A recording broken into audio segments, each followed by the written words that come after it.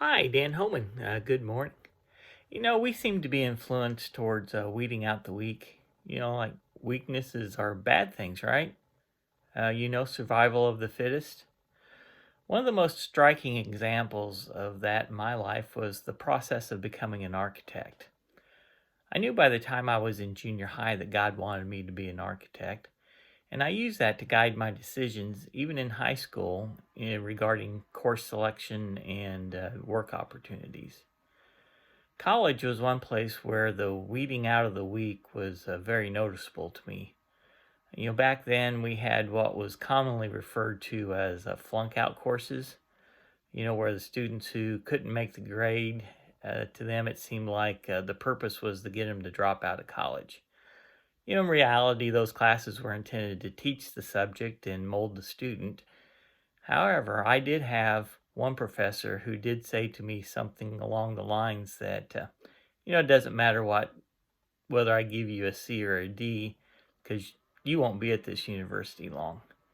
Meaning, he didn't think I had what it took to get a college education, and that I would either drop out or be kicked out. But my first class in architecture was held in a lecture hall and held over 300 students. Actually, there were more than 300 students in that class.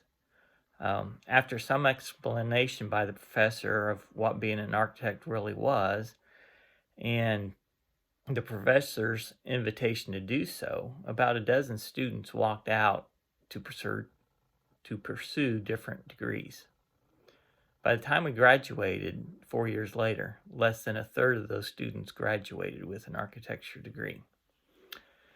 However, getting a degree in architecture didn't make you an architect. In order to become an architect, you had to work under a licensed architect for several years and then pass a registration exam.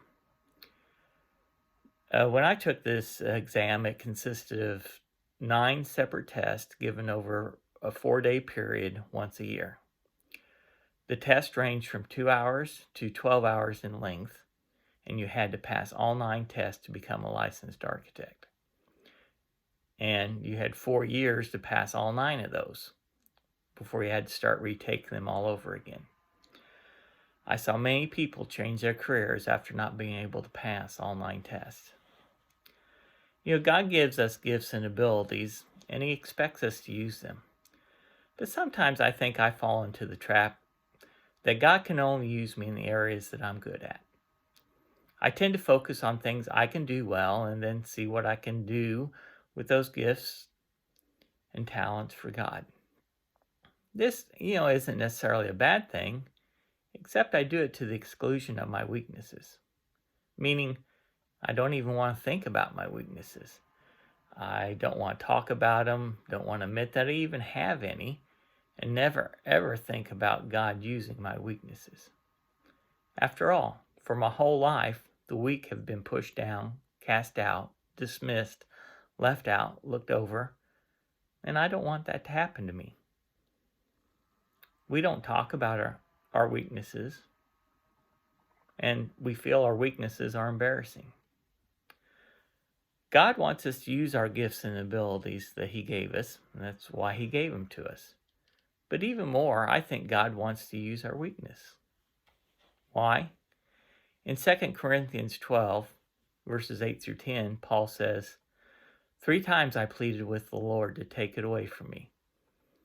But He said to me, my grace is sufficient for you, for my power is perfected in weakness. Time out. Did you catch that? God's power perfected in weakness. God's power can be in our strengths, but it is perfected in our weakness. Paul goes on, therefore I will boast all the more gladly in my weaknesses, so that the power of Christ may rest on me.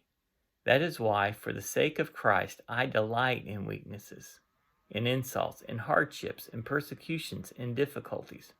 For when I am weak, then I am strong. Moses couldn't speak well. David was small and a child when he took on Goliath. Musicians knocked down a wall that armies could not.